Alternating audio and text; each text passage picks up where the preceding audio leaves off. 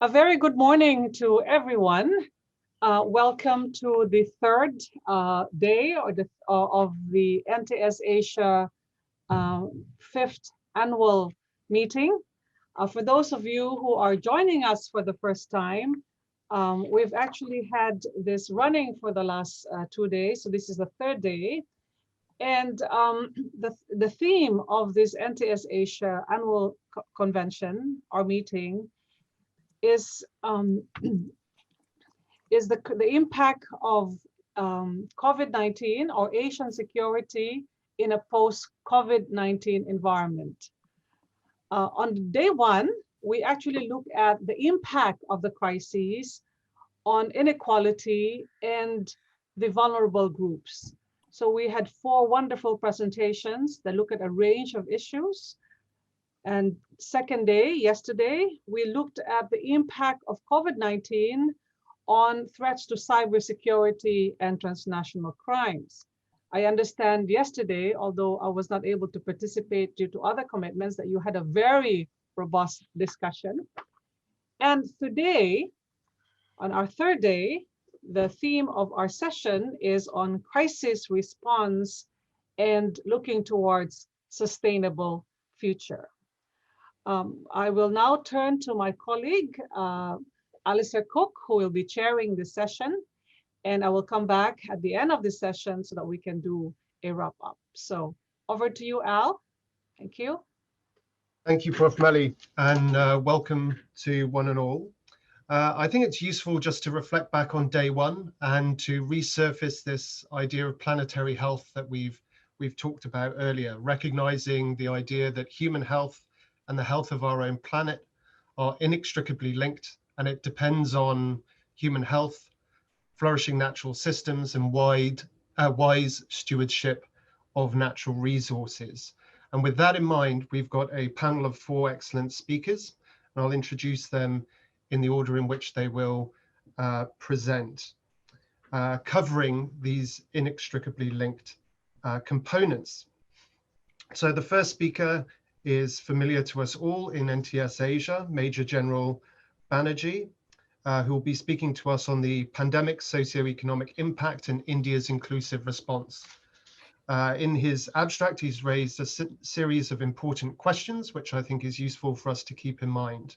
How did each secure livelihoods, preservation of work, and the adjustment to stay at home with digital working play out during the pandemic?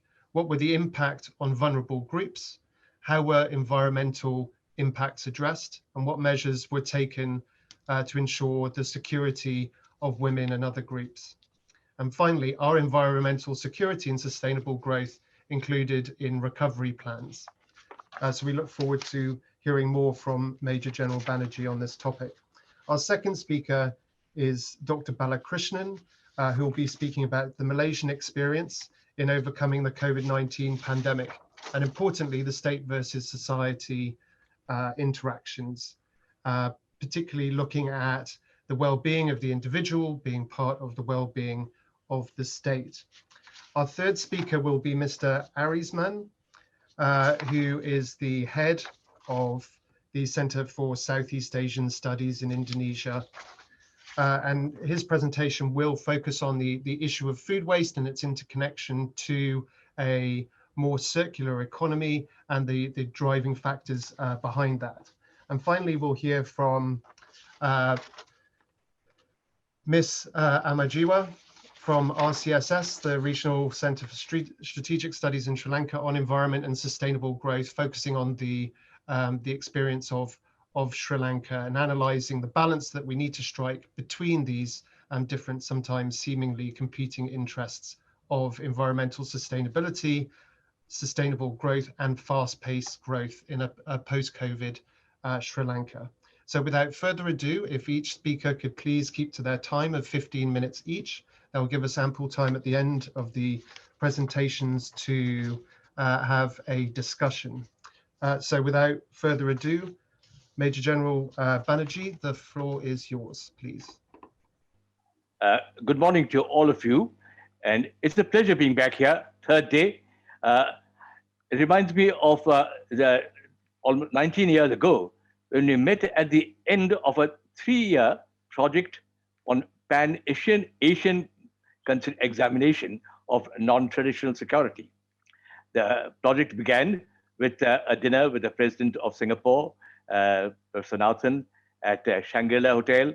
And over 3 years, for Northeast Asia, under Professor Ramesh Thakur of the United Nations University then, and Southeast Asia under, of course, MELI and the NTS, which was formed, of course, later. And for South Asia, under the RCSS, and which I was heading at that time. And in 2002, we brought this together at Singapore once again for that final conference. At that time, the idea was to discuss the impact of the non-traditional security on Asia and its implications. So the issues that we decided at that time were the environment, globalization, and terrorism. And non-traditional security issues meant that issues that were not directly related to war and war fighting, that is conventional operations, but other issues. Now, since then, we realized that non-traditional security issues have become such an important part of the global debate, in the development debate, and in the whole United Nations agenda. The Sustainable Development Goals project itself, the 17-point agenda, is a reflection of that development. Now, pandemics are not new to history. In the last 300 years, we've had some major pandemics. At Marseille, 1720, 100 years later, the Asiatic cholera, and then a year later, at the end of the First World War, the Spanish flu. Each of these massive destruction was had come about because of large-scale deaths and devastation. And as we enter and have completed 19 years or 1 year of COVID-19, how many more will still die is to be for our reflection. Yeah. Now, the direct impact on security of pandemic issues are very substantial. On regional security itself, Asia, Indo-Pacific, define it how you will, have been passing through some critical developments in recent years. And the whole question of the Indo-Pacific security has come about, conventional security issues really.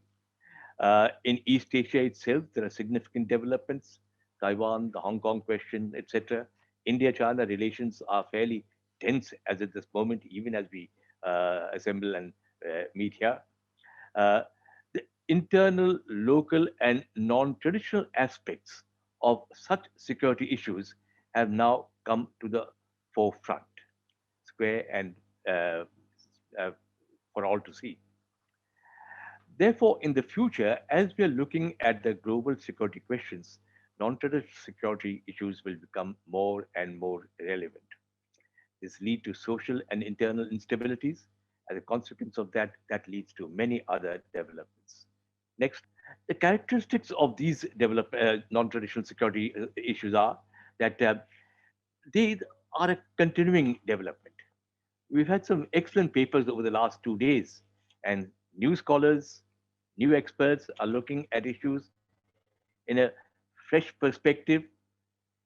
Of course, there continue to be major development in the conventional security area, which will always come to the forefront now and then and intermingle with non-traditional issues.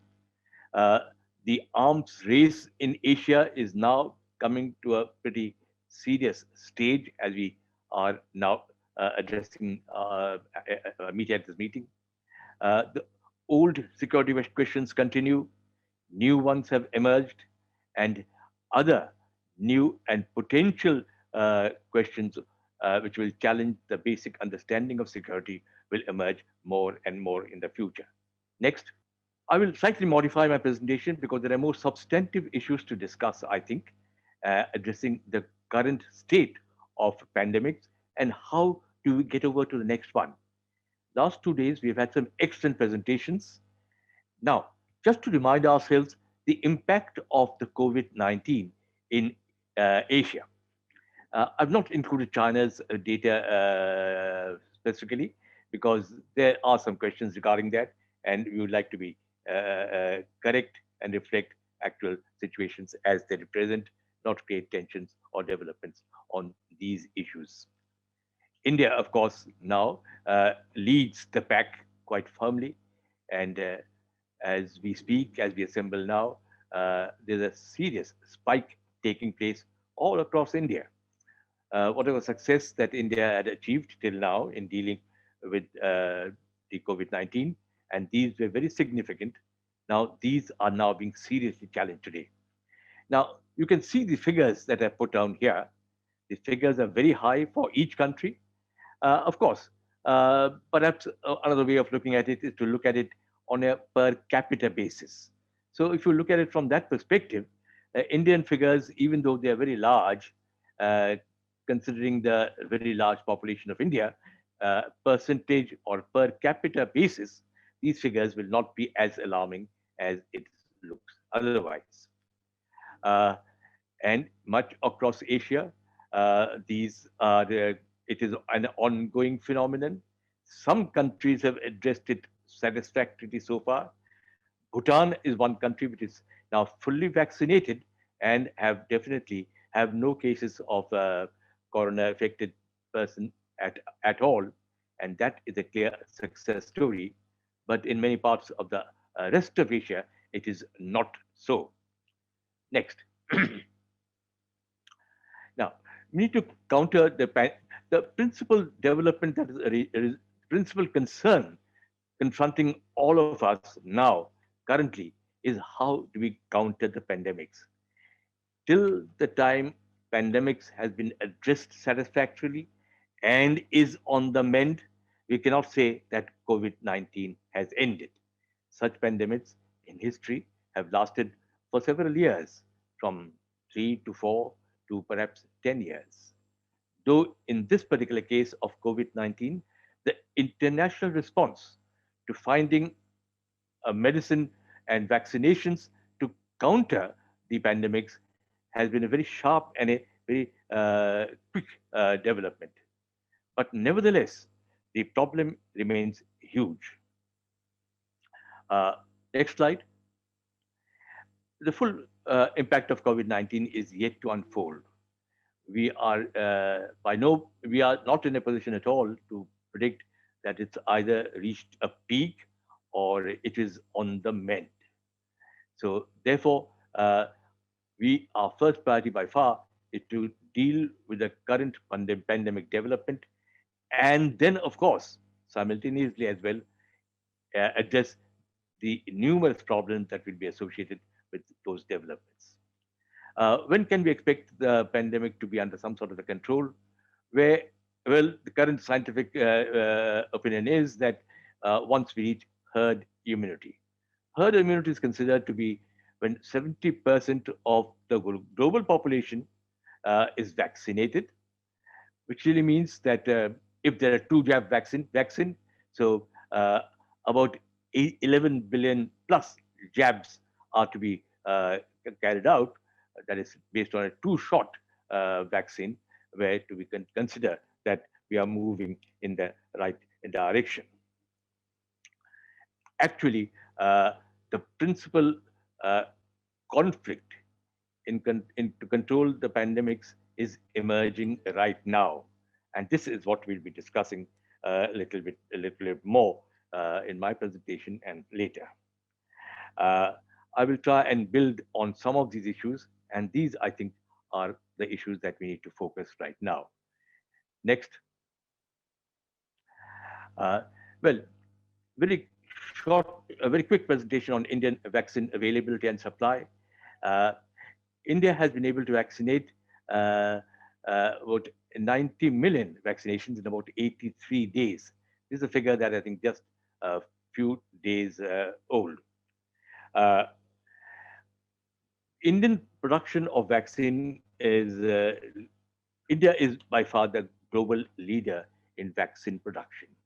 And the star in that is the Serum Institute of India, not a Serum Institute of India in Pune, and its head is Adar Poonawalla. I suggest I repeat the name again, Adar Poonawalla. Please remember this name. He has the potential to be the savior of the world. By far, he has the potential to save by far more people globally in the history of the world than we have ever seen in the past. And we'll discuss a little about him and his efforts now. Uh, the Serum Institute produces about 60 to 65 million doses per month. Now, this is to be scaled up once again to about 100 million doses in about a couple of months' time. He requires some additional funds. These are being provided, and that will depend as to how this will. Now, 64.5 million doses have been exported by the Serum Institute of India at controlled prices. And this is very vital and this is very important. Prices determine as to who gets access to the vaccine and who gets treated. And that is a very important factor when we consider the global impact of vaccination. The Serum Institute expected to produce about 110 million vaccines per month in about 2 months' time. A major upgradation of its capabilities currently underway. India is now using a third vaccine, or likely to use a third vaccine for about 2 months' time, when the Sputnik has been approved for emergency use just only recently. Factory has to be set up and the production process has to begin. But today, we're in a position that we can do these things fairly quickly. One of the reasons why Adar Poonawalla should be remembered in the future is that he runs a family concern, a very large concern. His institute is by far the largest vaccine producing establishment in the world as of now, and it's likely to continue as he is expanding his facilities very substantially. He took an enormous risk with belief in his scientist development of an interaction with the AstraZeneca, to go ahead with the production of the vaccine even before these were finally approved in the testing. And that is the reason why we have so many vaccines available as of now, and why India has been in a position to provide these vaccines substantially all over the world, particularly in Asia, in such large numbers. Next. Vaccine supply. Now, I've put down in 4 slides, I think, the number of vaccines that have been supplied by India in the last couple of months. The list is long.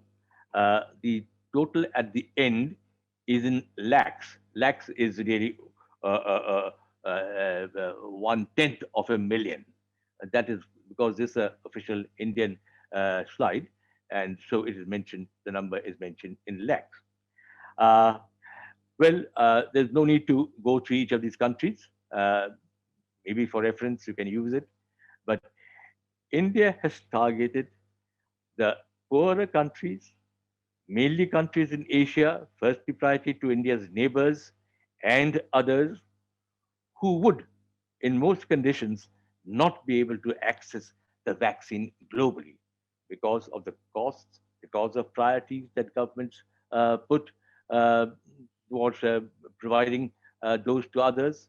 And so therefore, India has targeted those countries in priority, its neighbors, Indo-Pacific, Asia, and Africa. Of course, in addition, it has provided vaccines all over the place. Next slide. The next slide. Next slide.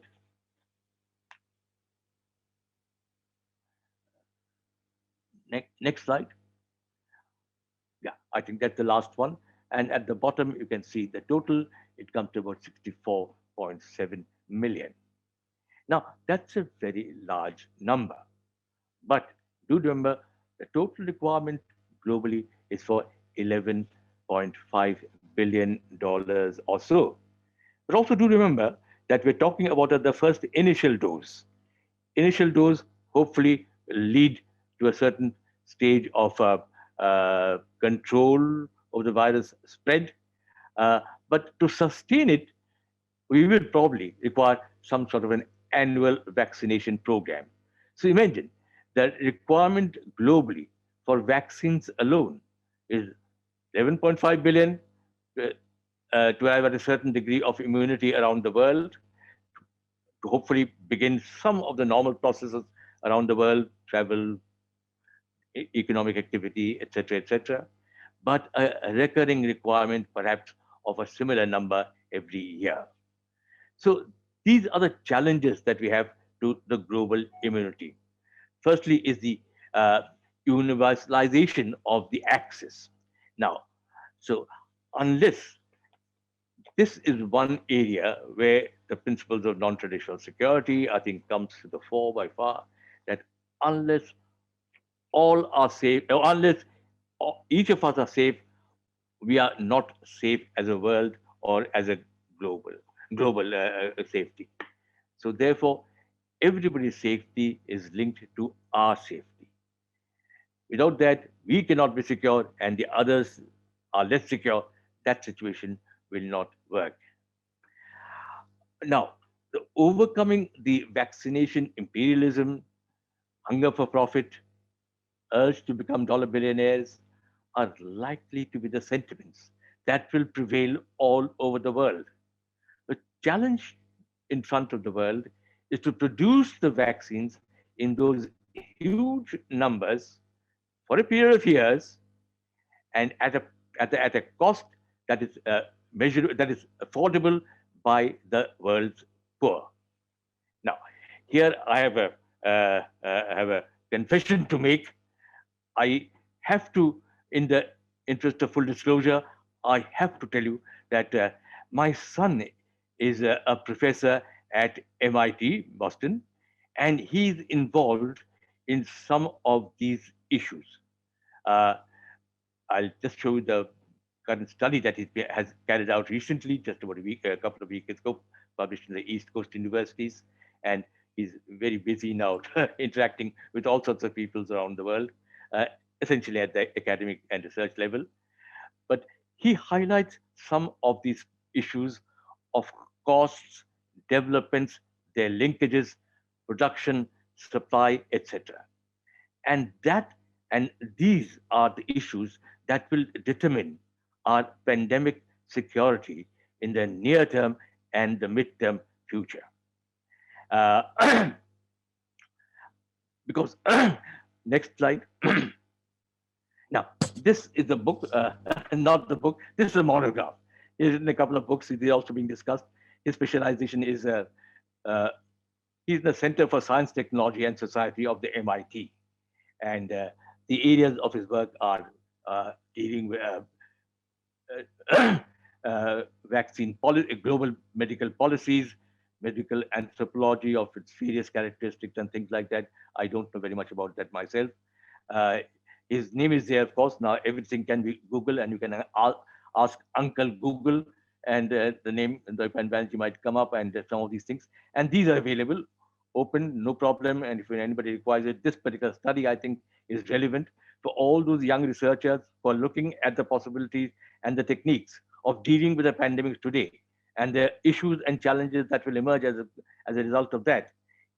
Would need to be aware of some of the issues that are raised in this brief monograph. Short time, he can be Googled. Don't be surprised if you see his photograph and you think he's an undergraduate student. He is young, but of course he's still associate professor at MIT, as I mentioned. Now, what I'm referring to him is that he raises this particular issue of cost. Next. Cost. So next, yeah. Now, just one particular side from this monograph itself is a cancer drug. The cancer drug, now, under the current conditions of production of several of these medicines, and as you know, the recent ones were the HIV/AIDS, and then the counter the SARS and other issues. And so therefore, the method of cheap production of drugs under international regulations is through the generic process. And this is a complex field of enormous competition, and this is the arena of future war. This is the arena of future war. These wars will be fought at the United Nations, at the WTO, at the WHO, in regional organizations, and such. Now, this Gleevec is a basic cancer drug, and look at the price difference. $90,000 in the United States, dollar terms in India, but the generic drug.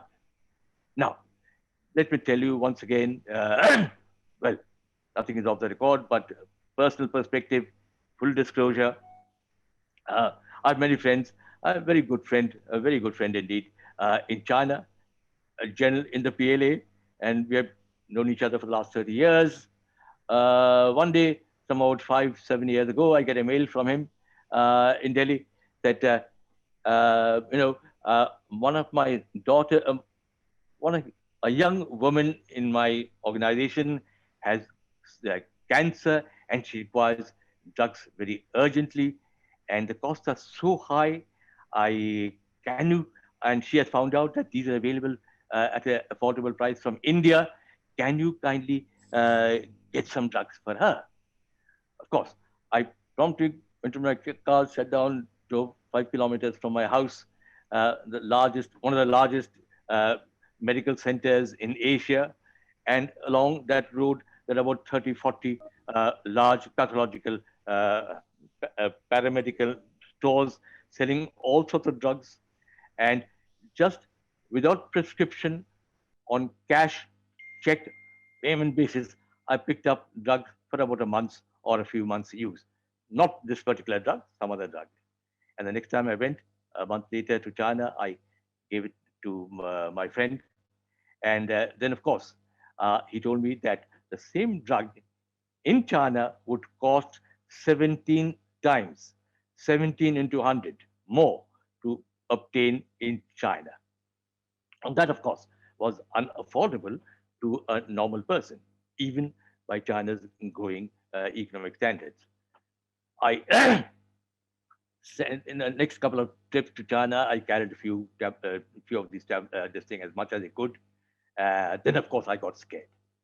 Frankly, that this was not really an over the board process. Certain amount of illegal transaction probably would be involved in it, notwithstanding whatever the humanitarian aspect of this thing may be. And of course, and there can be border problems, etc., etc. And so therefore I had to stop it, stop carrying this personally, naturally, because well, as things are between India and China now, at the borders we are fighting against each other, killing our soldiers, and that's the state that goes on now. And so therefore I was not willing to be a part of a global scandal or whatever. Of course, I kept supplying it. There are a large number of Chinese companies operating in India, and I had to go to one of these companies and hand it over and tell them to have it sent to my friend in Beijing. Next slide. Yeah. Now, that was about 5-7 years ago. Now, as this thing is that a demand exists in China for an enormous quantity of such drugs, essentially cancer treatment drugs, which is really a pandemic in itself and requires very heavy expenditures. And so there's a picture, there's a film produced about 5 or 6 years ago in China, the hit film of the year, in which a young Chinese person, and this is entirely a Chinese film, no Indian collaboration or anything like that with Indian or anybody else. And so a young Chinese suffers from a very serious blood cancer problem. And he has the same issue. And he realizes that these drugs can be available from India at a cost that he can afford. And so he manages to come here, gets it, and then takes it back, and he gets better, etc. And then realizes there are I think 10,000 such Chinese who require a similar drug. And so he establishes an enterprise and then carries out the entire, and the whole film is based on his endeavors to get the drug from India to China and to distribute it among those people that require, that needs it. Now, these are issues of fundamental humanitarian problem. And unless we can ensure that such drugs are available across the world in numbers that are required, we are not going to be able to deal with this pandemic. And this is, of course, where, next slide. Yeah, this is next slide. I would like to link this. I spoke about this Vasudhaiva Kutumbakam. It's a Sanskrit word. This is a Sanskrit philosophy.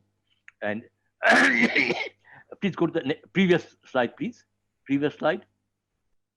Just the previous slide. The next one. Okay. The next one. Yeah. So this is Vasudhaiva Kutumbakam is essentially stands for all the world is one family. This has been the basis of the Vedic civilization some 3,500 years before Christ. That is 5,500 years ago. And this policy has been articulated often by Prime Minister Modi at the United Nations, at Shangri-La and elsewhere. And this is the basis on which adoption of this policy in incorporating it into the Indian foreign policy is which enables India to take a position regarding supply of global goods at prices that are affordable. Next slide. In short, I've always wondered as to how can one define Vasudhaiva Kutumbakam. Then any such instances, former President Donald Trump quite often provides an example. So I would suggest that it is precisely what Donald Trump, precisely against what Donald Trump recommends, and that is the US policy of America first. Now, Vasudhaiva Kutumbakam is not America first. It is not we first. Now, for example, in Bhutan, the policy for vaccination accepted and adopted by the King of Bhutan is that he will be the last person in Bhutan to be inoculated against the vaccine, will be provided the vaccine. And so the policy in Bhutan is, and the government and the people who love their king very much and say that we must save the king. And so therefore everybody must make every effort to ensure that vaccine reaches every single individual. And so that is the principle that we need to adopt today in the world in order to ensure that there is no hesitance, no reluctance in providing and be able to provide these medicines to everybody. Now, thank you very much, Major General Banerjee, for your presentation. We'll have to leave it there, and perhaps we can return to it in the discussion, because we're running over time now. Thank you very much. I do not want to do that and want to come back in the discussion, but just a minute, and just to wind up this thing, is that essentially this will... Now, I got my first dose of vaccine just about a month and a half ago, and the second one is due, and that will complete my process. Now, that vaccine in India would have cost me about $5 to $7 worth. Even that I did not have to pay, because as per the Indian government policy, that vaccine in government hospitals will be provided free to every single citizen of India.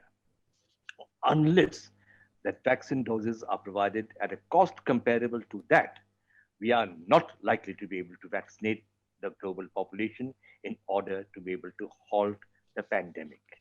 And that is a challenge. Now, Vasudhaiva Kutumbakam provides us that opportunity, provided all countries adopt a similar policy in order to be able to achieve complete global vaccination and therefore the herd immunity. several issues. Sorry, not well organized in the way I presented it. Look forward to taking on some questions later. I would like to now turn to Dr. Balakrishnan, who will focus on the case of Malaysia from his position as senior lecturer at the University of Malaya. So, Dr. Balakrishnan, without further ado, the floor is yours. Please, could you stick to 15 minutes? Thanks very much. Yeah, thank you. Can you hear me? Yes, we can hear you. Okay, thank you. So thank you for organizing this. I think good work. And I suppose to look at Malaysia's COVID national strategy. So I was initially interested on that more detail about national security strategy. But then eventually, what happened to me that I changed my whole idea about talking to this conference on politics.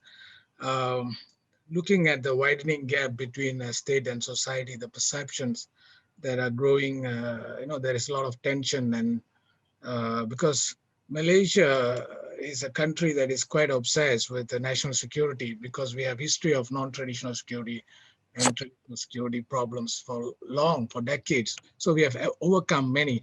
So the government is very strong about national security strategy on handling this, imposing all kind of things, measures taken. And on the other hand, it's also a government that has been for decades about thinking about sense of people's well-being at very high level, with policies like caring society, welfare, poverty eradication, economic well-being, cheaper health system, good focus on security of the state and society. So this positive side, all the positive, strong government side to help Malaysia to overcome this crisis has its effect, has its cost, that's political cost, in which case the effect is quite bad. So public perception of the state or the government has not been good because of domestic politics, race politics, corruption, and other issues of good governance. Political liberalization since the end of Prime Minister Mahathir's first term in 2003 is much better. So it's more political liberalization. His successors allowed for more freedom of press politicking and abolished the Internal Security Act, allowed an open internet policy and all that, So all these things created a new government by May 2018. So finally we had decades-old governments, more than 5 decades, sort of been removed, and a new set of government came in with different parties at the ruling helm. So with that change, a lot of things happened, and then came that government fall within 2 years, within sort of February 2020, and then came COVID under Prime Minister Muhyiddin's rule, So to handle this, it looks like whatever the government is doing is not going to get good perception of the state or the government of the day. This is because we have more human rights now, more civil society activism, more political party, more vocal leaders, more open media, the rise of social media. And then the handling of this COVID with the new laws, for example, the emergency ordinance were introduced this year to handle COVID pandemic until August 2021, also a few more months. This emergency rule is supposed to be there. So tougher measures on foreign workers, tougher penalties and compounds with new laws during this emergency period. Political punishments or not adherings can go up to 10,000 ringgit per individual or 50,000 ringgit or more for corporate industrial sector. So it's a more stronger law. So it's becoming like state is more strong on introducing measures, because within the last 5 months from October onward, the figures suddenly went up. We were doing very well the first 6 months, getting some, it's a globally good recognition of our way of handling it. But suddenly now the last 5 months shows the otherwise. We have 350,000 or so cases now. And the daily cases went up to 6,000 and now it's below 2,000. So no interstate travel, no festival celebrated, So I mean, festivals could not be celebrated well, misperception. And then economic stimulus packages and all that not reaching, as should be, as argued by some opposition parties. Welfare handouts can be also counterproductive as well. Parliamentary sessions temporarily suspended, democracy not well exercised, so not enough debates on policies. But somehow the government managed to get the opposition to approve the national budget and policies, So political distrust is widening within the ruling coalition, party hopping, securing 51% of support for MPs is not easy and no longer is a challenge, So issues of vaccinations, all that itself can be another paper, how this vaccination thing's going on, what kind and why, and what is the framework and all that. So many things we can look at all these things. But what we can come to an agreement is that a strong government on national security continues, which means the use of government apparatus, force, and laws are quite strong, which means the enforcement is very good, but it's not going to give a good image for the government. So no guarantee of clear dominant party in the next general election if it's going to take place in 1 or 2 years. New coalition government, once again, political volatility will continue in Malaysia for some years to come. Low trust on government of the day will continue. So these are the kind of scenarios that we can see in Malaysia because of this COVID effect. And it started prior to COVID itself, and it's getting worse and worse politically. So I'm not getting into the national security strategy detail because that itself is another paper or things to talk about. I think I'll stop there, giving more breathing space for a lot of people. Yeah, thank you. Thank you, Dr. Balakrishnan, for your intervention. I'd like now to turn to Mr. Arisman, who will change gears here for us in looking at the issue of food waste. But I think it's important here to recap in thinking of how these all fit together in terms of the idea of planetary health. So without further ado, I just want to make a brief housekeeping announcement here. That we are abiding by the Chatham House rule, and so that anything you hear may be reported, but you may not identify the person or persons who have said that. So without further ado, please let me pass the floor to Mr. Arisman. Thank you. The 50 minutes is yours, and the floor as well. Thank you, Alistair. I would like to share my views on different perspectives before we heard that from the health security. Now, one of the issue of non-traditionality is about food security. My title is about how to improve food security in Indonesia by reducing food waste using the circular economy model. Next slide, please. As we know that Indonesia is experiencing impressive economic emerging upper middle income country, and it also recorded important progress enhancing food security. While struggling to address long-standing food security challenges, Indonesia is currently also facing unprecedented crisis triggered by the COVID-19 pandemic. But of course, one of the goals of SDGs, SDGs number 2, how to end the hunger, zero hunger. This is one of the objectives of Indonesian government as well. Next slide, please. The question is to what extent the reducing food waste and food loss is effective action to improve food security. Next slide, please. This is based on the FAO data. FAO estimate that roughly 1/3 of edible portion of food produced for human consumption get lost or eat waste globally, which is about 1.3 billion tons per year. The value of food lost and waste annually at the global level is estimated at $1 trillion. So of course, the food loss and waste through various stages of food supply chains, from the production, distribution, until the consumption. Next slide, please. This is also the data from FAO.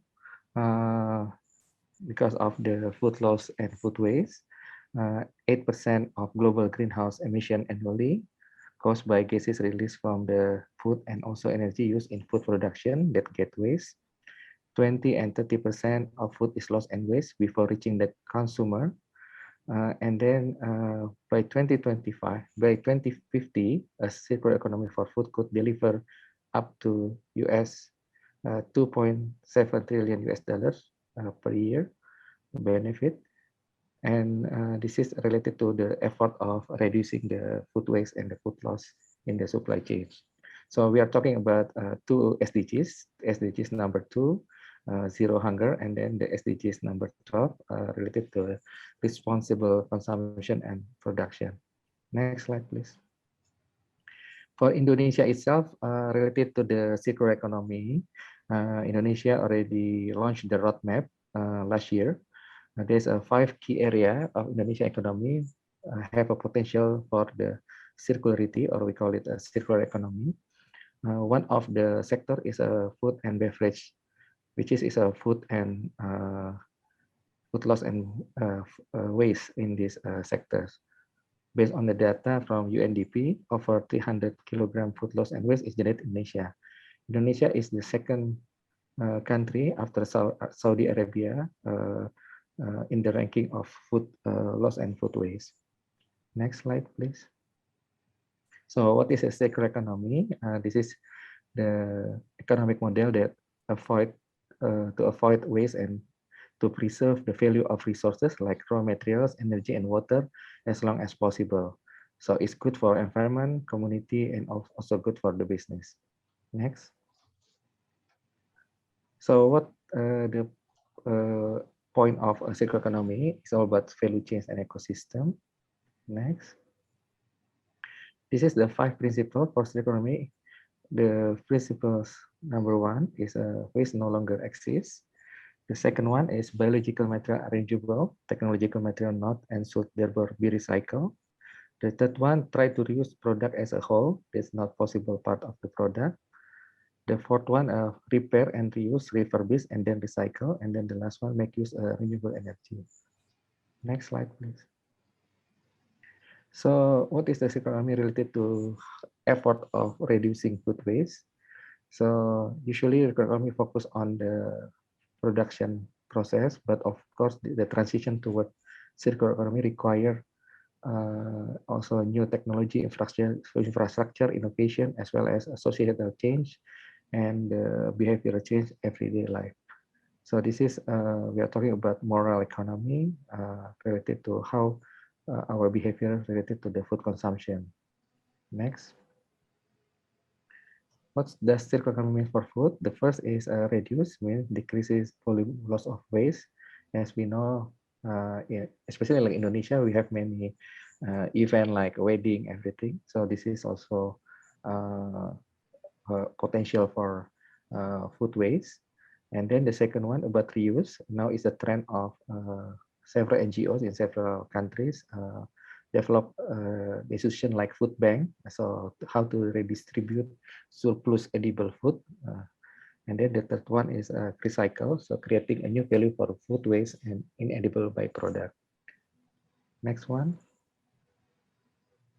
So when we are talking about food hierarchy, recovery hierarchy, so to fight food waste through circular is the key for the agri-food value chain. Work together, finding ways to keep food fresher for longer through improved storage condition and logistics, creating product from all harvest produce, seeking opportunity to convert waste into energy, feedstock, fertilizer, and other product, and informing consumer about the process from farm to plate, and then the impact of food waste, and portion of size. Now many restaurants also try to divide by different size of food, like small, medium, and large, and then of course the storage itself.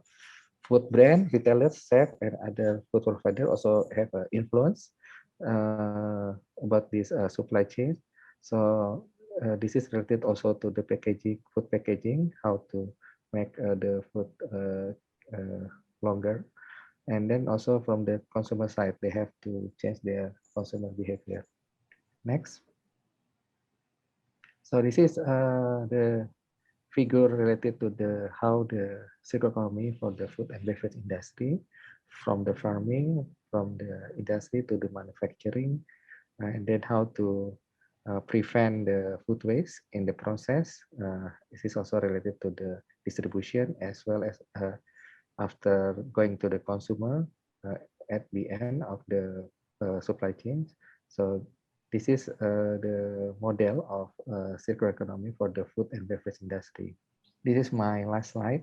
So from the perspective how to reduce food waste, which is also to improve the food security in Indonesia and of course also in other countries.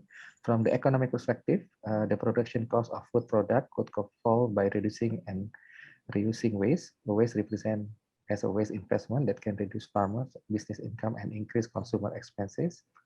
The second one, environmental perspective, reducing waste can reduce the claim on natural resources, land, water, energy that were used in producing the food. This perspective can also focus on the reduced emission of greenhouse gases as a result of reduced waste of food. And then the last one, ethical and social perspective, reducing waste can increase food security of people in the need of food.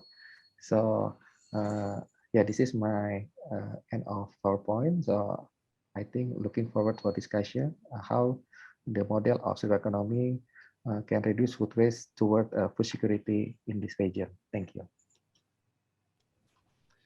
Thank you very much. I would like to now call on Ms. Amara from RCSS in Colombo, Sri Lanka to deliver her presentation. The floor is yours. Please note you have 15 minutes. Thank you very much. Hello, good morning. I would like to start my presentation right now.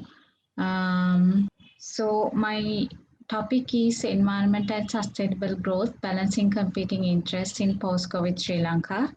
I would be talking about how Sri Lanka is balancing sustainable growth and environment in its post-COVID situation.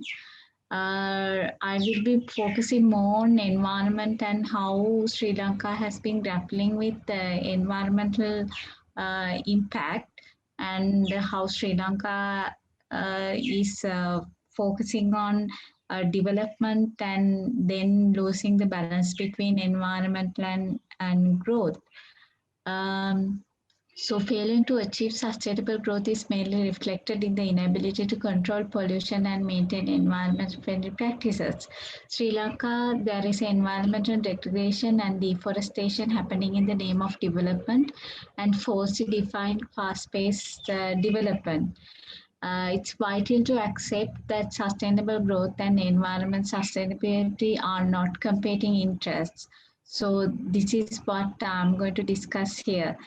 However, since the post-war development era, Sri Lanka trend had been to compromise on environment and mainly forest cover and do the development.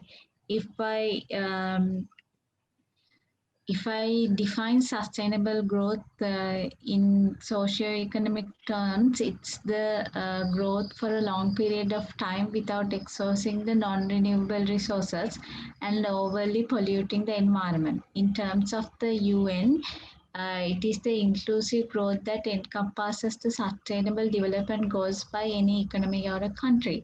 So I am trying to see how Sri Lanka can actually achieve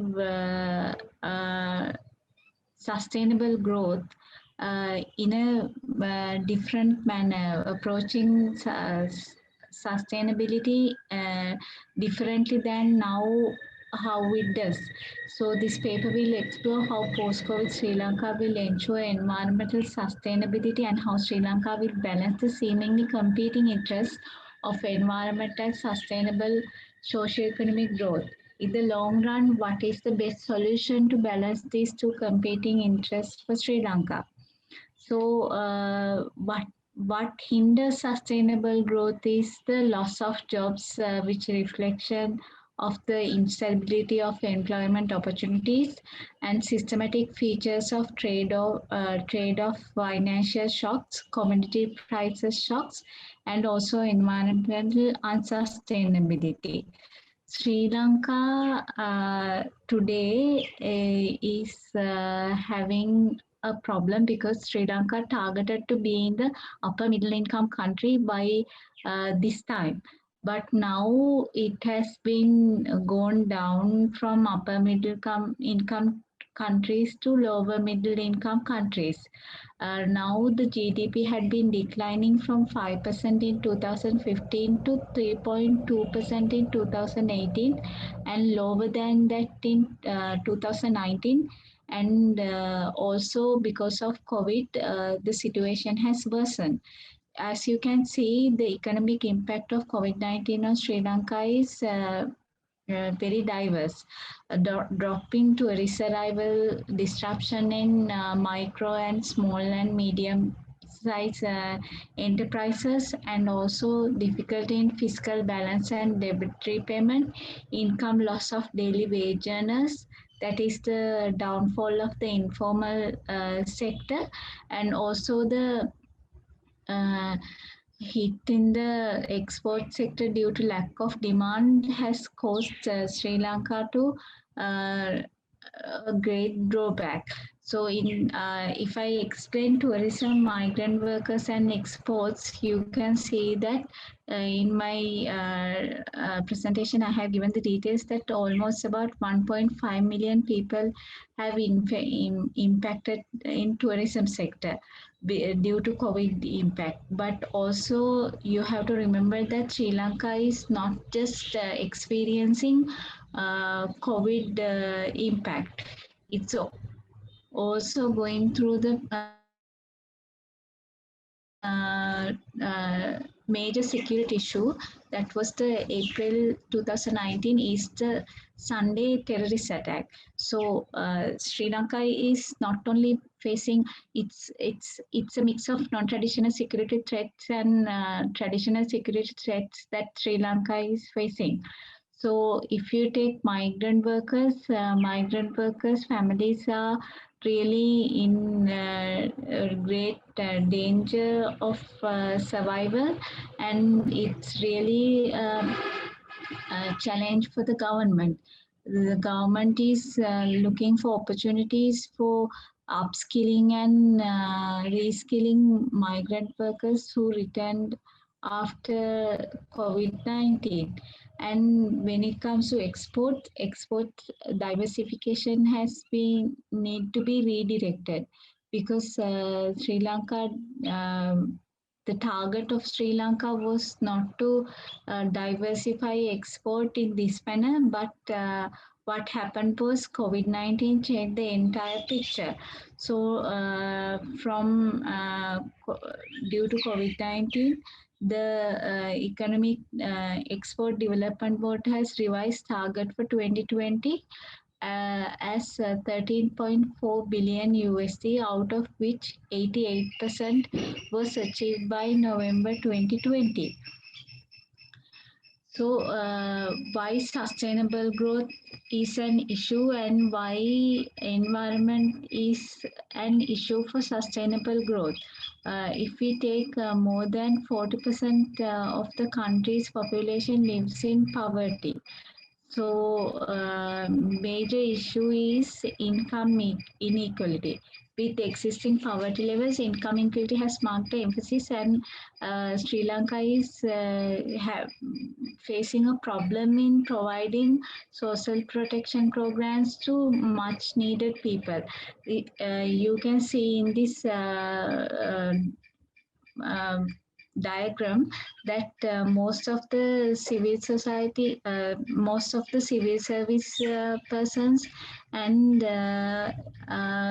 the senior citizens are getting the benefit of the life cycle schemes and social protection programs during the COVID-19. But the missing middle income people are the most impacted. They are impacted more, but they are being less targeted for social protection programs. So what we cannot disregard in sustainable development and environmental sustainability is the sustainable development goals. UNDP set out sustainable development goals, and Sri Lanka is having a major issue achieving these goals. Only two had been achieved, that is quality education and climate action. All the rest of the sustainable development goals are either major challenges or significant challenges. But my topic today is the environmental unsustainability. That is, actually, I consider it as life on land. Life on land is a significant challenge to Sri Lanka. According to even the Sustainable Development Goal assessment, it's a significant challenge to Sri Lanka. If you see life on land, the red list under the species survival and also biodiversity are major challenges to Sri Lanka. In Sri Lanka, the state controls 82% of the land. So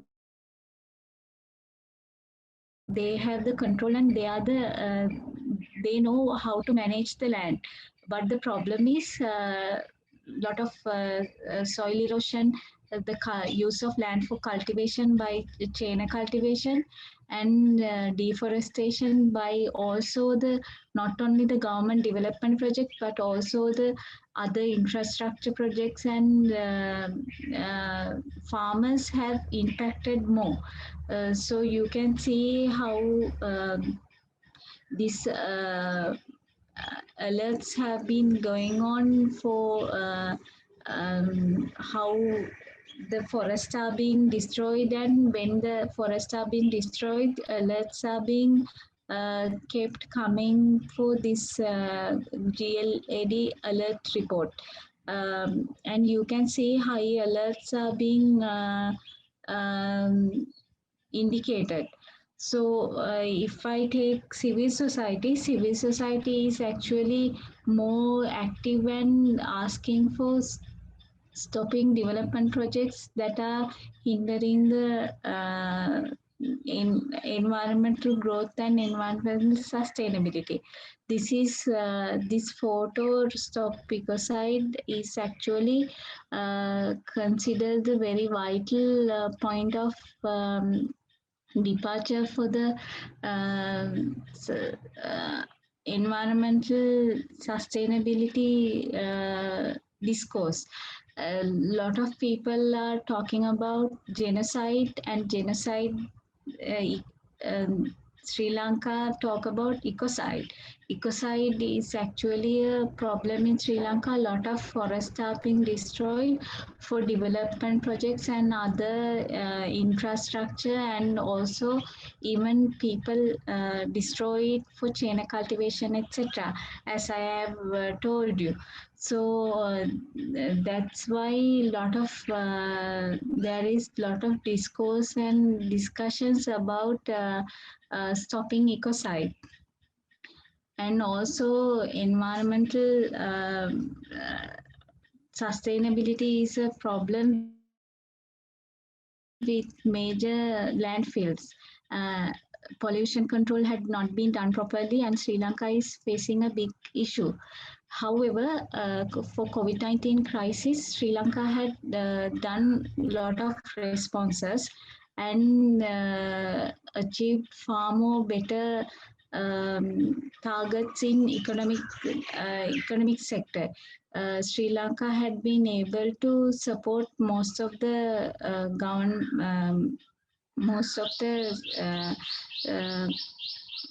people who lost their income and lost their way forward during COVID-19. However, Sri Lanka's problem is the grappling difficulty in finding a balance between environmental sustainability and growth. So according to the understanding and assessment looking at Sri Lanka's current scenario, it is better if Sri Lanka can have a model like inclusive green growth model, so that Sri Lanka can look at sustainable growth in a more environmental friendly manner, and include inclusive green growth as a strategy for sustainable development and environmental protection.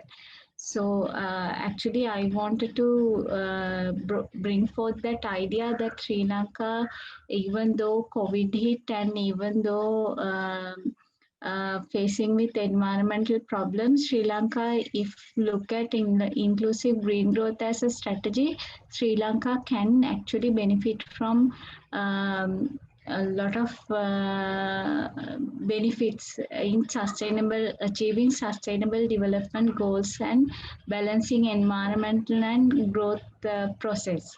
That's what I want to bring out to the discussion. Thank you. Thank you very much for your intervention. We've had 4 interesting presentations here, and we've focused on initially the pandemic politics and its impact on interstate relations. We've also heard about the impact it's had within countries on state and society relations in the case of Malaysia.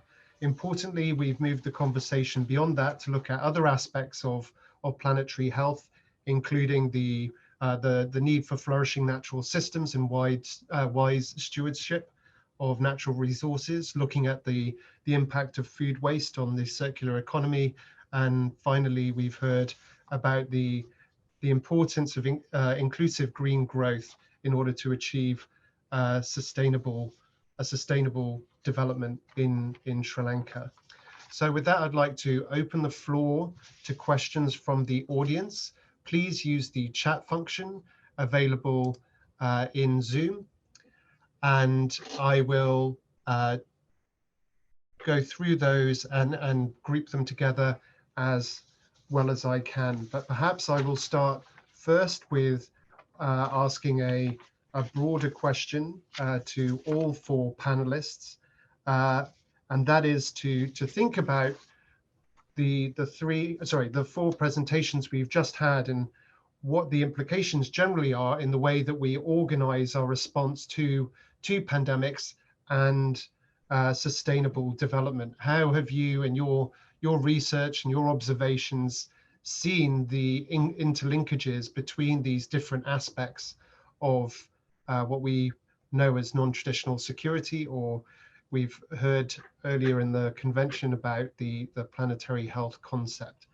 So I'm just wondering if you could perhaps reflect individually on that, on how the papers would speak to each other, and perhaps how they have contributed to your own understanding. And then I will ask each of you in the order in which you've spoken to respond to that, firstly, to allow the audience to start collecting their questions. So without further ado, Major General Banerjee, would you like to reflect on the interlinkages between these different aspects, please? Thank you. Well, these are, of course, very interlinked issues fundamentally. But I think when we're looking at the question, one of the first priority that arises now, as I tried to mention in my presentation, was that we have got to address the question of the pandemics as a whole. And unless we can get this behind us, and that was the examples and the experiences of the earlier pandemics as well, unless we can get over this particular pandemics, addressing the other details of socio-economic policies to deal with them would remain limited. I'd like to leave it just there. Thank you. Sure, thank you very much. Dr. Bala, would you like to comment on that, on the interlinkages between these different aspects we've covered in the panel?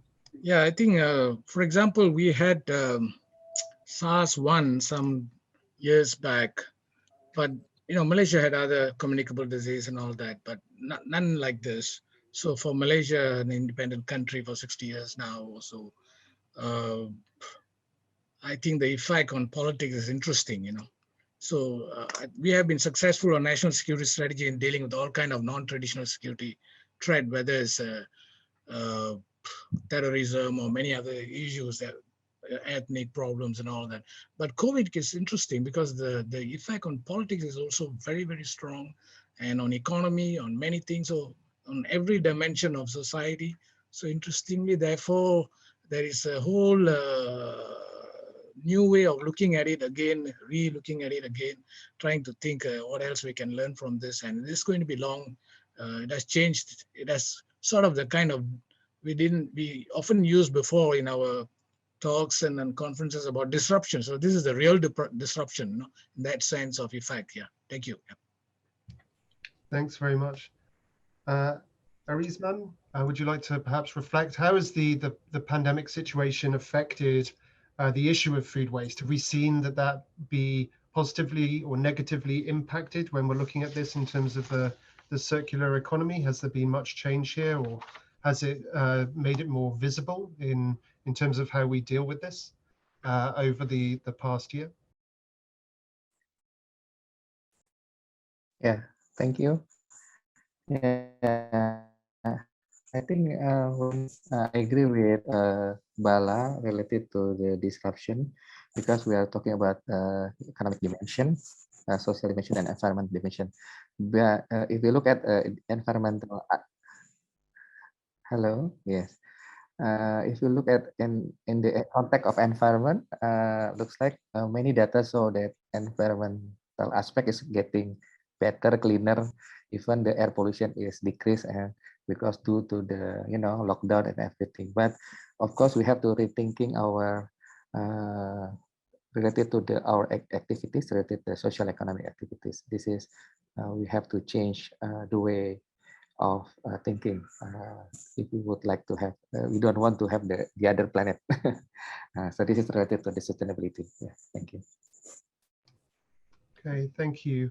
And then Ms. Amarajiwa, would you have some comments on this in terms of the impacts in Sri Lanka, and how you see these other experiences perhaps shaping or influencing what your views are? In terms of Sri Lanka has been very successful in dealing with the COVID pandemic, because Sri Lanka's, although Sri Lanka is putting forward a very militaristic and very securitized approach to the pandemic, Sri Lanka has been very successful in controlling the pandemic per se. But the problem is it is not very civilian oriented. It is more military oriented, and military has been involved in all stages of the process. But that actually personally experiencing how other people react to this scenario, we can see that without the military's intervention, it is difficult to control how people behave. So in this kind of a pandemic, it is very disciplinary action. So it's disciplinary manner. They have approached it in a very disciplinary manner. So in that case, I would like to say that not in the military has not exercised power over deciding what economic decisions have to be made. Civil military has not been deciding on the economy or the governance or anything, but they are a mechanism where they make sure that the mobility is created properly and that the interventions are implemented properly. So in that sense, it is very successful. So it is obviously successful, and there is less impact from the COVID-19 in Sri Lanka. But in terms of economy and in terms of environment, if we say, there is less discussion and less success, because our other impacts are much more stronger than the just controlling the pandemic. So if we take this as a balance. Yes, for a non-traditional security, intervention of military is very interesting and very useful in a disciplinary manner. But then it's also very unsure whether the economic policies, those kinds of matters can be dealt with in a securitized perspective. So this is what I have to actually say about the current situation in Sri Lanka. Thank you to the panelists for your reflections on that. We've started getting questions in. So what I'm going to do is there's one broad-based question, which I'll ask to all of you. And then there are a couple of individual questions, which I will immediately follow up with for those identified individuals. So the broader question here that we've been asked is, when we're thinking about sustainability, are we limiting ourselves to understanding it in terms of land-based issues rather than thinking about it in terms of the role of the marine environment? So should we be thinking more holistically about what we understand the security environment beyond just what we experience on land and the impact of the sea? In terms of particular questions to Arisman, would you share some preliminary or concrete initiatives, either by businesses or state actors in Indonesia, that involve reducing food waste through the adoption of circular economy approach in their operations? And you have a second question here. Most of our current economy is designed for linearity, i.e. take, make, waste. How do we move towards circularity? In particular, what are some initiatives that Indonesia has taken to change the nature of its economy?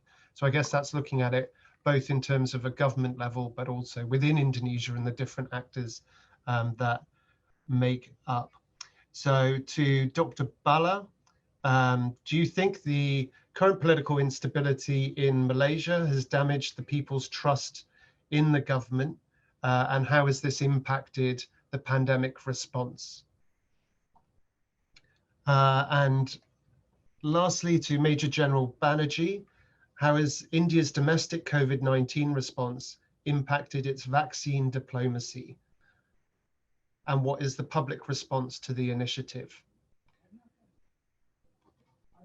So I will return to the overarching question here, which was asking us to think, is it time to be thinking beyond land-based to a more holistic view of understanding the importance of the marine environment as well in our way of understanding non-traditional security? And then if we go in the order in which you spoke, so firstly, Major General Banerjee, if you'd like to answer that, and your question on the response in India, please.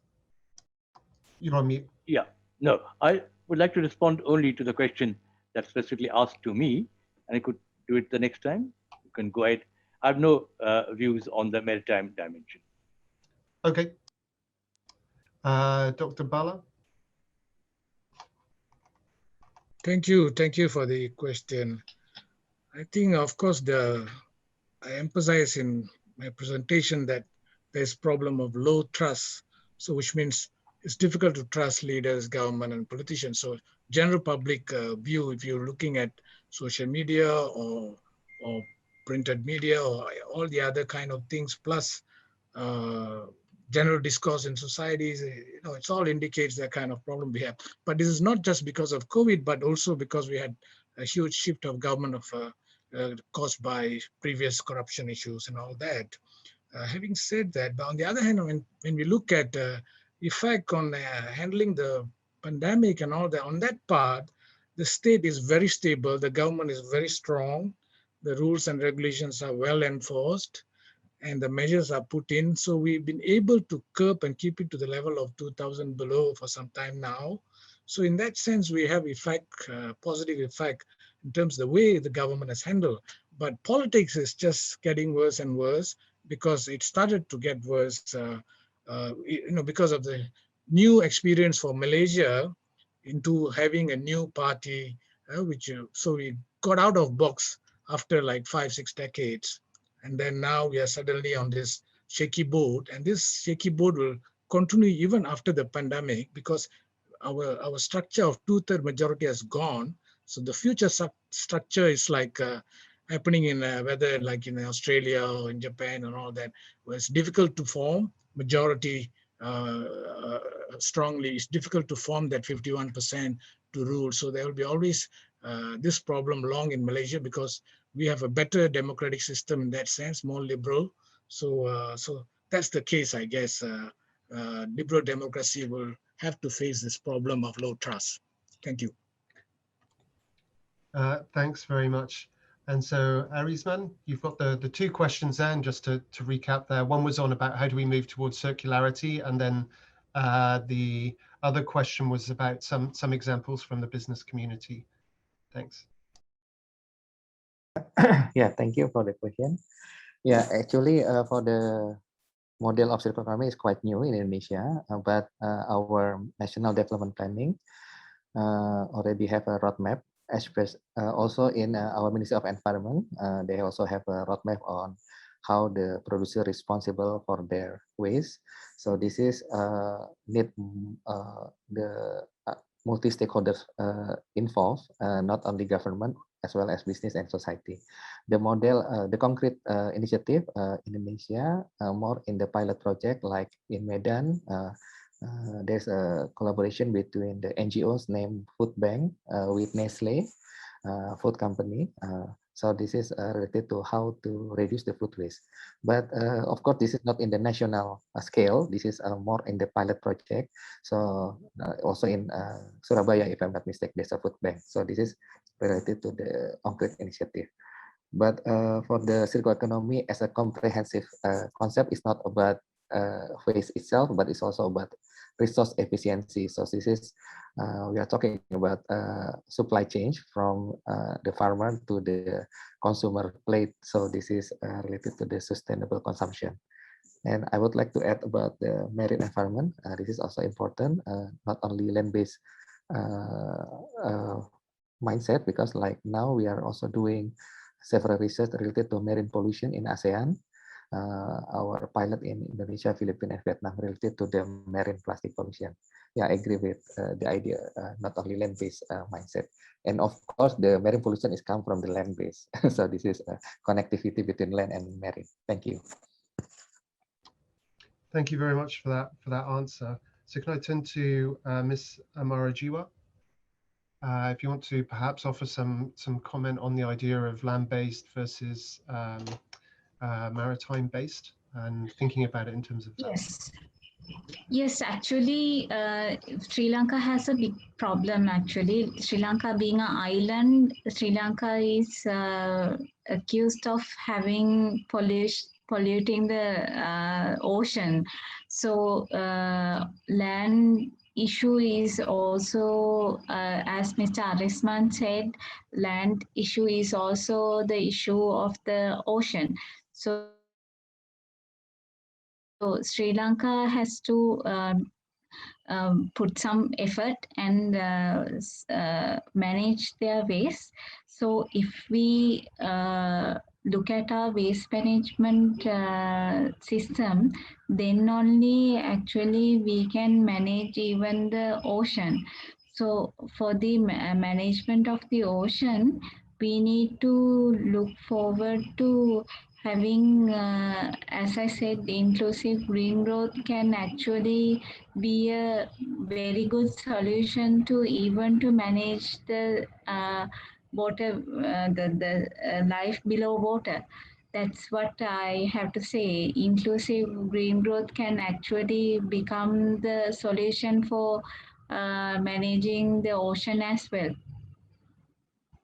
Thank you very much. Maybe I'll turn back now to Major General Banerjee to answer the specific question I mentioned before on how has India's domestic COVID response impacted its vaccine diplomacy, and what is the public response to its initiative? Yes, that's an excellent question from Lena Dong, and there's no doubt that well, India responded to the pandemics very early, and the Prime Minister's decision right in the first stage to impose a very short notice total national lockdown was seen as a very harsh measure. And no doubt it was. Its implementation was difficult, and its implementation led to a lot of problems all around the country. Large numbers of migrant laborers had to go back to the respective provinces, far away from their place of work, etc., etc. But if those measures were not taken, it is quite likely that given the extent of the spread of the pandemic and India's comparatively limited resources to deal with it at that time, would have imposed an even harsher penalty on India. Of course, the fact is that the pandemic has come back with a vengeance now once again. And currently, India is is probably the worst affected, next only to the US perhaps, or Brazil. A US response now on vaccination is much better. Well, there are many issues. Has the Prime Minister's policy of Vasudhaiva Kudumbakam, that is opening its doors to the world, how it's been received in the country, especially given the spread of the disease now within the nation? Well, generally, there's a support to the Prime Minister's policy. And in the country, as I said, it is part of our DNA, perhaps, if you can define it that way, that yes, we do have an international personality. And India is committed to be a part of that process, notwithstanding if we have to make a certain amount of sacrifices for that. Then also there are all sorts of other pressures that emerge. The President Trump should prescribe his own pandemic medicines, and he came out with the idea of the remdesivir as the savior of COVID-19, and so he just self-medicate himself on that. And of course, as a result, he asked, of course, Modi to provide a very large amount of that particular medicine, remdesivir. And no Prime Minister did not quite openly acknowledge as to what he had accepted, and no data is really available. But a substantial amount of that medicine was provided to America. America today, of course, has the resources and the wealth to buy up all the pandemic medicines in the world, produced anywhere and everywhere. And if it decides to do that, of course, the rest of the world will not have any medicines. So currently, there's a shortage of that medicine. It is true that given the, well, generosity or the adopting the policy of Vasudhaiva Kudumbakam has led to a certain amount, though of course the government of India will not acknowledge it, shortage in that medicine. And so that is why perhaps we are seeing this spike. Now, once again, to entirely vaccinate India with a population of about 1.4 billion will require an enormous number of annual dosage. So our ability in that case, if we were to meet all our requirements, our ability to provide medicine to the world will be restricted to that extent. So we cannot do that. We have got to raise our own production capability. And it is in the process of doing that. The third vaccine has been accepted in India at the Sputnik. It'll take about 2 to 3 months for new factories to be established and Sputnik vaccine production to commence. But it will happen in about 2 to 3 months' time. The increase in the vaccine production in the Serum Institute of India is also being raised now very substantially. And that will also begin to meet the requirements slowly now in the next several months. But there is no doubt that currently India is facing a shortage of the effort to vaccinate its own people. And therefore, it is perhaps paying a price as a result of that. But that is something that in the larger context, along the principles of Vasudhaiva Kudumbakam, that the world is one single family, pandemics makes no exception. And so therefore, I think there's both a public support to that policy and the government will remain committed to that policy. But the Serum Institute of India has been asked not to carry out further vaccination supply to the world for a period of about 2 months. So after 2 months, now India will be open. its production capability will be ratcheted up, and there'll be enormous quantities of medicines that will be coming from India to the rest of the world. Thank you very much.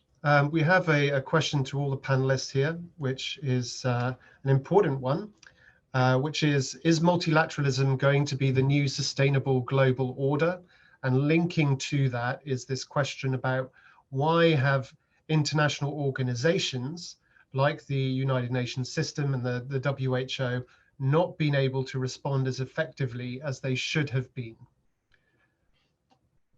So I would like to ask this to the panelists, and perhaps this time we'll go in reversed order, as we've just heard from Major General Banerjee. So perhaps Ms. Amarajiwa, would you like to comment on this question of whether multilateralism is going to be this new sustainable global order, and perhaps some of the reasons why it's not been as effective as it should have been at this point? Yes, multilateralism actually is the new order. It had been the new order for quite some time, but it's a matter of that we failed to identify it and we failed to name it. But the thing is, now if we take the vaccine diplomacy, you can quietly see that why vaccine diplomacy fails many countries. Because it is not multilateralism has not been adhered to. That's why vaccine diplomacy fails. If vaccine diplomacy is to succeed, multilateralism needs to be quite properly followed. So what I'm saying is that it had been the scenario, it had been there, we needed it. But the thing is that when it comes to global recession, and when everything shuts down and when everything goes into their own small den, then there is no way that multilateralism is going to work. You need to have your own country's robust changing mechanism. You need your country to know what is right and what needs to be done. Another country cannot impose, no matter how much we talk about governance, no matter how much we talk about economic possibilities, the governments of these countries should need to act on their own, and they need to find their way out of the problem. So multilateralism is there, we need it, but the thing is, in vaccine diplomacy itself, it has demonstrated that multilateralism is also not successful 100%. That's what my personal view is about. Thank you. Arisman? Yeah, I agree with Ayodhya. Multilateralism is we need it as a country, but related to the COVID-19, this is like not effective. So yeah, maybe we have to again rethinking what kind of cooperation among countries related the health disaster or health security. Yeah, I think that's all from me. Thank you. Thank you, Dr. Bala. Yeah, thank you. I think multilateralism is nice for textbooks, academic concepts and all that. Of course, with Joe Biden, people say, yeah, we can think of multilateralism. Malaysia just recently criticized the developed or rich countries, on vaccine policies. So you can see the problem of multilateralism. We are still caught with this old ally system, balance of power, the Quad, and all kind of thing. And Malaysia, being a country who would like to be in center, sort of like having non-aligned, play the game both sides, because smaller countries have no alternatives. So I mean, it's nice to think about this seriously and try to influence multilateralism. But even smaller countries can't last long and have to go back to allies and friends, So this multilateral idea is good for, I guess, some academic thinking, that's all. But in actual scenarios of critical stages, you see who are your allies and coming and pushing forward with the quality type or non-quality type of vaccines and all that, so that you can still continue, and also your trade ally, your strong ally, and all that. Thanks. Thank you, Major General Banerjee. It's an excellent question. The pandemic provides an enormous challenge to global governance. Now, unless we can get our act in order, there will be an enormous cost that the world will have to pay. There is no doubt that a large number of organizations will be involved in taking decisions and providing the resources and support, etc., to counter the pandemics as it is. The World Trade Organization, the World Health Organization, the International Monetary Fund, the United Nations, regional organizations, etc., will have to be deeply involved and provide the direction and guidance to global governance. Who has the resources? Where is it diverted? Who has the capability to address some of the problems and therefore needs to be supported? What policies are needed to be put in place so that it can move in a direction where vaccines can be provided, and the issue can be addressed, and so on and so forth. The reality, unfortunately, is that the war has begun. Pandemics, like any other major activity in human history, developments, there'll be people who will gain from that process and people and nations who will lose in that. Okay, it looks like we've lost Major General Banerjee. What I'll do is that there's a next question which feeds into what he was saying, so I'll be able to return to him hopefully when he reconnects. And that question to the panel as a whole is whether you think the saliency of COVID-19 as a health disaster will push governments to increase investments in preventing future pandemics, and also to raise surveillance capacity to monitor movements of people within and across countries. So do you think that the pandemic that we've just experienced over the last year is going to cause change in the way governments are planning for future crises? And perhaps I will ask Ms. Amarajiwa, if you'd like to comment on that, on whether the experience of COVID-19 has done that in Sri Lanka.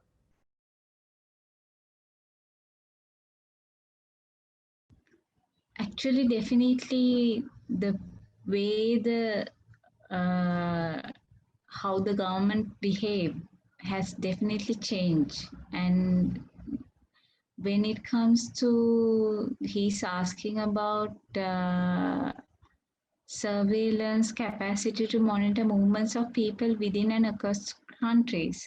Definitely in Sri Lanka, within country, the way the surveillance has been used is very impressive when it comes to tracing COVID-19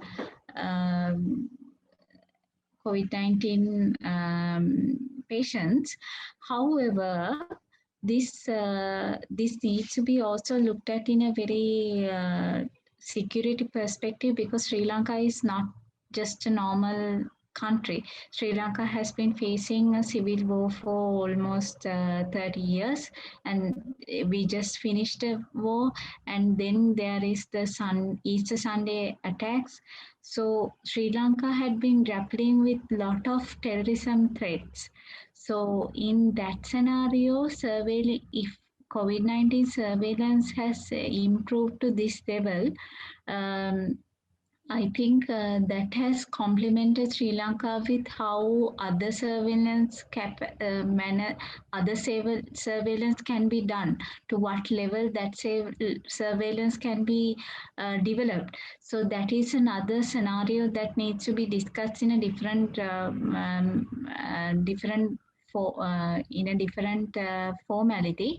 However, in terms of health pandemics, yes, of course, Sri Lanka has been successful in surveillance, implementing surveillance capacities, and also Sri Lanka will be able to actually introduce any type of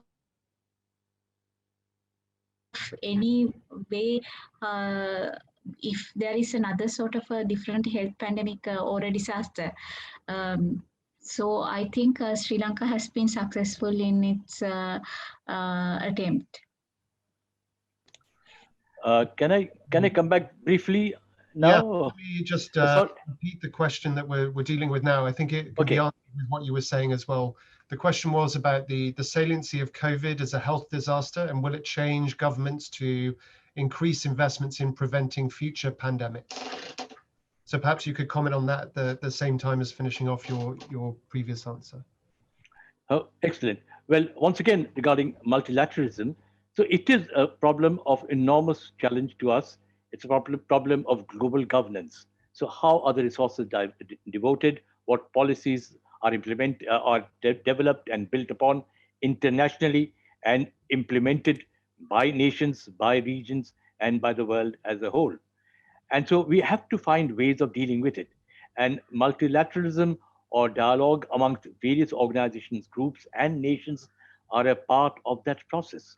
And this is where the global order, global power relations, etc., will come into full play.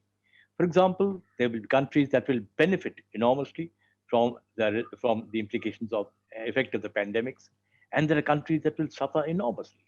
And so therefore, how does one balance between that? And so that is a negotiation process that will continue. And of course, I'm hopeful that we will find measures to address that. Thank you. I think that is enough for me. Great, thank you. Perhaps I can turn to Arisman for the question on whether the saliency of COVID-19 as a health disaster is going to push the government to change the way it prevents future disasters. Yeah, I think for Indonesia itself, of course, the pandemic will push the government to change their policy. Yeah? Like as my understanding, like Indonesia, because we a huge country, number of population is big and also 1,000 islands, so it's hard to control like other countries. So related to the control of movement from one city to other city is also hard for us. So this is need more infrastructure for surveillance and also human resource. So I think this is also teach Indonesia to find the effective solution, because my understanding is Indonesia have a panic policy, so change all the time of the policy, not consistent. This is also confusing for the people. So I think this is from my perspective. Thank you. Great, thank you. And Dr. Bala? Yeah, thank you. I think in the case of Malaysia, we have been a welfare state for long, for decades, mixed economy. So the support for the health sector has been quite good all the way. Many hospitals built, many even prior to pandemic and all that. And we have one of the cheapest health system to an extent that a lot of countries come for health tourism in Malaysia. So, but the good thing about this saliency that, is that the health sector has been given more injections, more budget, more speedier allocation of fund. The Prime Minister himself has enormous experience in home ministry as a person who deals with security and every year dealing with natural disasters and all that. So that on that part, the health sector, the health system, everything, the frontliner, everything was prioritized in terms of vaccination, allocations and all that. So in that context is a huge, I would say is much more speedier and stronger. The problem do actually lie at society, social awareness about pandemic or disease that can be huge problem to national security and society as a whole. Society's awareness, society's attitude. So how much, whatever strength of the whole health system put in, but if society is not going to respond as effectively, I think that is where the challenge is. Thank you. Thanks very much. I'm just conscious of time, so we have probably one more round of questions here. So if you can also think about any final comments you would like to make in your position as panelists. I'm going to group them together, and there's this one important question here that we've got, which is asking about, from our experiences so far, in responding to the pandemic? Have we seen it at the national level or regional or international level, a particular system or response that has been a good way, a good example of responding to the COVID-19 challenge? And then the second one is, can we pull out any of those particular ingredients that are important perhaps for other countries, regions to learn from in how we prepare for future crises?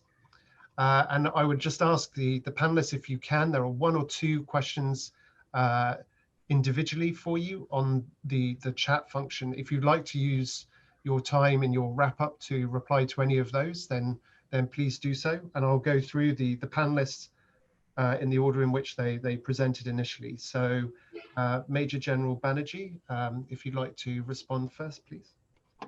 Yes, well, we are still very far away from ending the pandemics.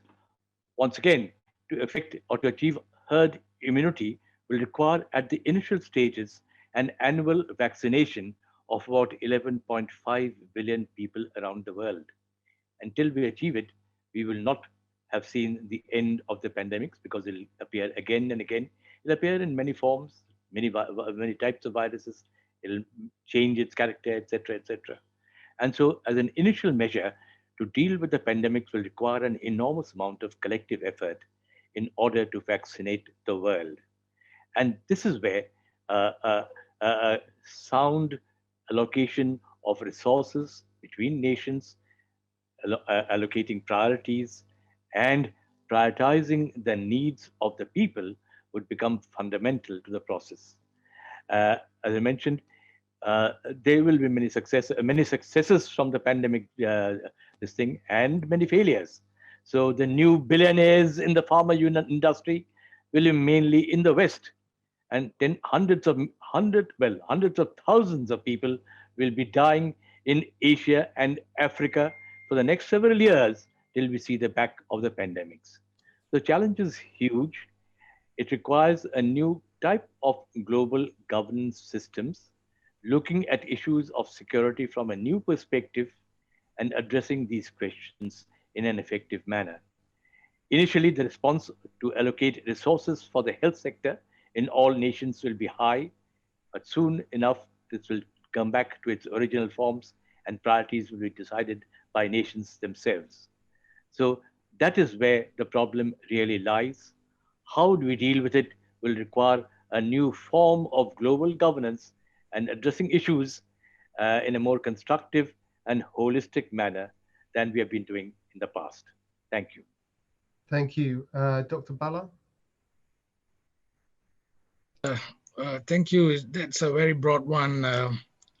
I guess in Malaysian context, although we have been doing a bit better, I would say we, from a personal point of view, I would say we are very slow. We were not that effective. Yeah.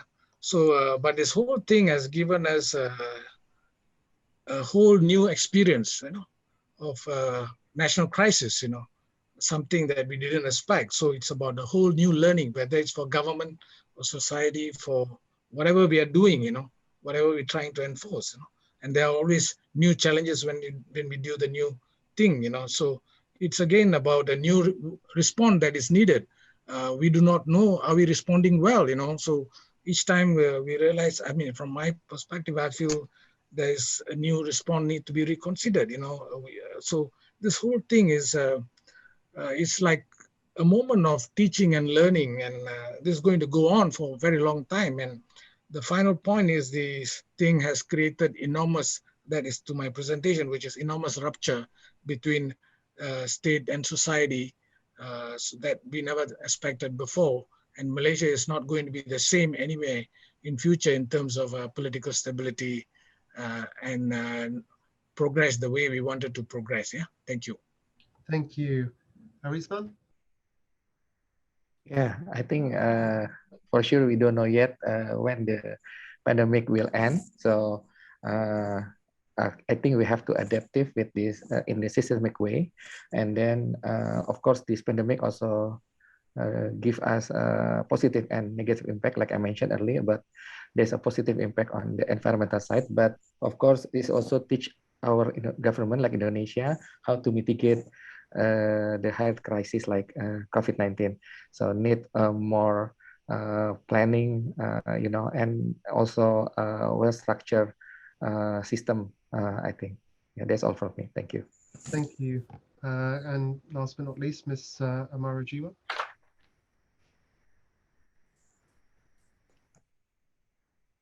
You're on mute. In terms of change, Sri Lanka Sri Lanka is changing, but the thing is, as Mr. Bala said, Dr. Bala said also, we cannot say whether it's like a good change or a bad change, and because the Sri Lanka, for example, has responded very positively, but the thing is,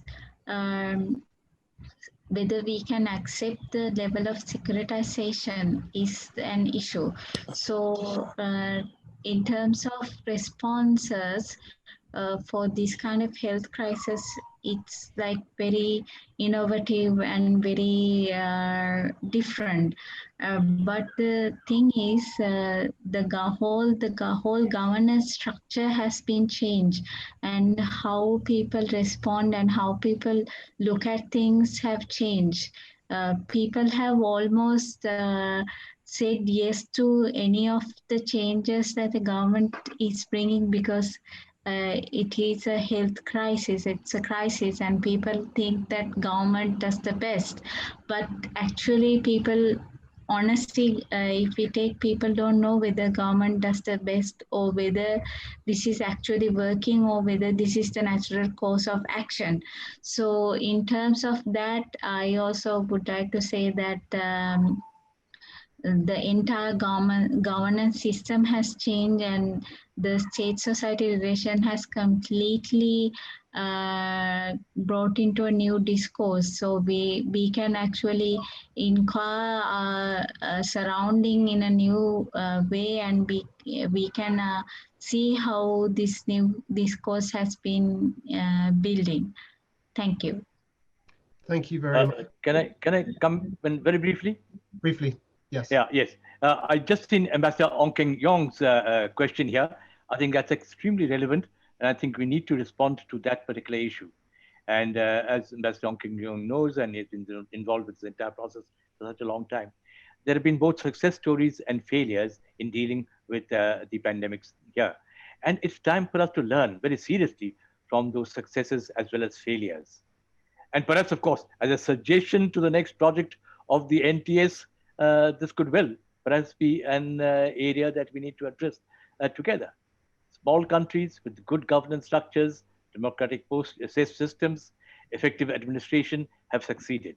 And those that haven't been, authoritarian systems, dictatorial positions, and taking very fixed positions, etc., have quite often been failed.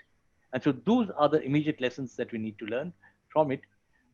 But to prepare a more comprehensive response to a pandemic that's bound to come again and again is, I think, a project that needs to be taken very seriously.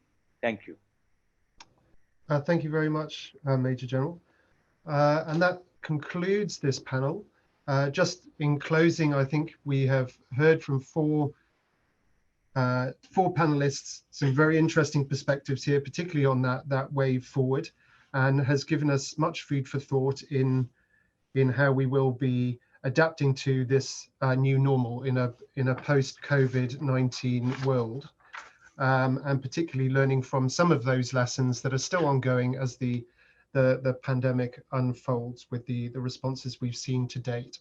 So with that, I'd like to bring this panel to a close, and I would like to yield the floor to Professor Melly Caballero-Anthony for her closing remarks.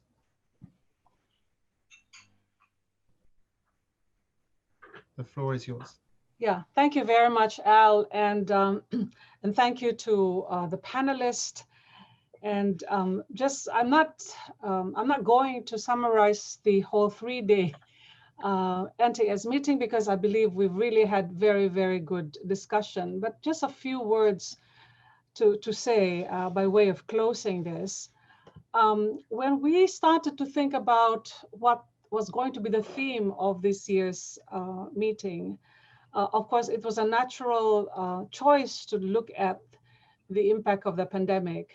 But more importantly, the NTS Asia and from the kind of responses that we got from you, we thought that it is important that despite the constraints that we face, that we were going to hold this meeting anyways, even if it's virtual, because we wanted to once again, emphasize the need for conversation among different regions as to see how this pandemic has really impacted all of us, and to see if there's any commonalities in the way we responded, and even in the kind of problems and insecurities that we have faced. And true enough, in the last 3 days, we really have, I think, crossed quite a lot and touched on a lot of issues. And one is really that this is a very unusual, some would say an extraordinary health crisis that have cut across all the various problems and security issues that we've talked about in this consortium. And it only once again underscores, and this was highlighted by General Banerjee, that when we think about security now, it's security beyond borders.